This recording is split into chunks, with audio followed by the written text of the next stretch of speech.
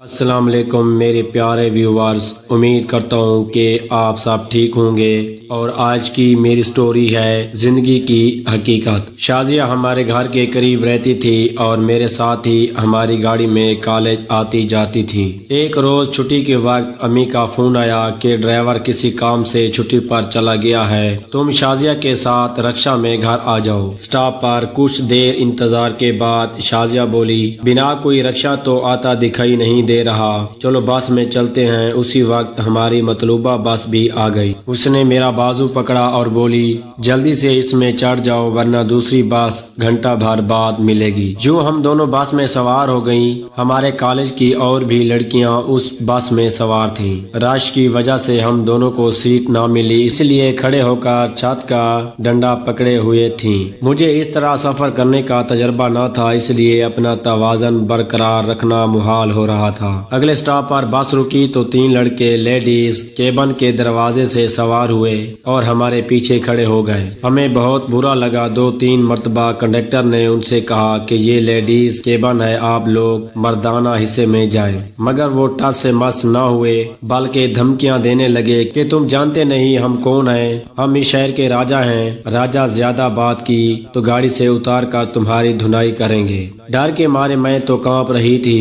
اتنے میں ڈرائیور نے گاڑی روک کر ان لڑکوں سے کہا، تم لوگ لیڈیز سائڈ سے اتر جاؤ ورنہ میں بس نہیں چلاؤں گا۔ یہ سنتے ہی وہ تینوں ڈرائیور پر جھپٹے اور اسے بری طرح پیٹنے لگے۔ میں تو خوف سے لرز رہی تھی اور اس وقت کو کوس رہی تھی جب شازیہ کے کہنے پر بس میں سوار ہوئی تھی۔ یہ سلسلہ جانے کب تک جاری رہتا کہ ہجوم میں سے ایک نوجوان نمودار ہوا اور تینوں لڑکوں پر بجلی کی مانند گرا۔ اس نے ان تینوں کی ایسی پٹائی لگائی کہ وہ بھاگ نکلے۔ اس سے پہلے کہ لوگوں کو لڑائی کا سبب پتہ چلتا، ہم دونوں بس سے اتر کر رکشا میں سوار ہو گئیں۔ گھر آ کر بھی میں پریشان تھی۔ امی نے وجہ پوچھی مگر میں نے اس واقعے کا ذکر نہ کیا۔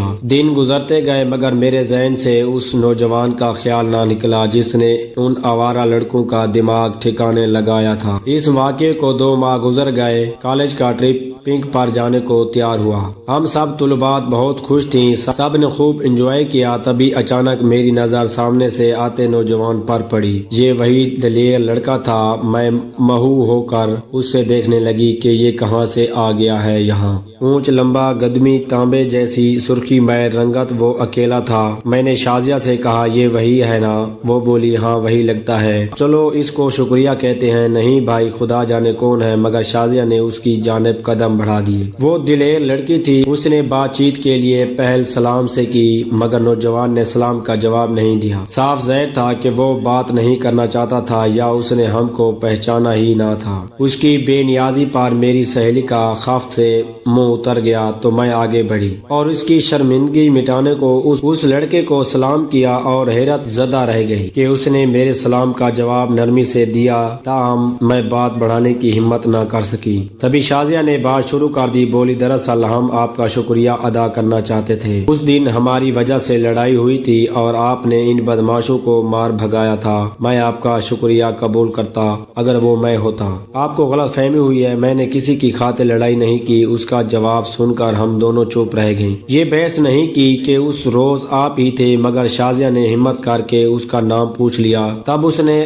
عجیب سا نام بتایا، یتیم۔ لڑکیاں بس میں سوار ہو رہی تھیں، ہمیں بھی جانا تھا، تبھی بس چل پڑی۔ تمام راستہ میں شازیہ سے کہتی گئی کہ یہ وہی شخص تھا اور وہ کہتی کہ یہ وہ نہیں تھا۔ ہم کو غلط فہمی ہوئی ہے، اگر وہی ہوتا تو اس کو اقرار کرنے میں کیا قباحت تھی۔ دن گزرتے گئے، ہمارے پرچے شروع ہو گئے۔ مجھے دن رات محنت کرنا پڑی۔ پرچے ختم ہوئے۔ گھر میں کچھ پریشانی تھی کیونکہ والد کی ریٹائرمنٹ قریب تھی اور وہ سوچ رہے تھے کہ اب کیا کریں۔ ایک دوست نے ان کو مشورہ دیا کہ میرے ساتھ فیکٹری میں حصہ دار بن جاؤ۔ پاپا نے سوچا کہ کاروبار تو کرنا ہی ہے، یوں وہ بزنس کی طرف آ گئے۔ شروع میں کافی پریشانی رہی لیکن پھر کاروبار بالآخر چل پڑا اور کمائی کا دروازہ کھل گیا۔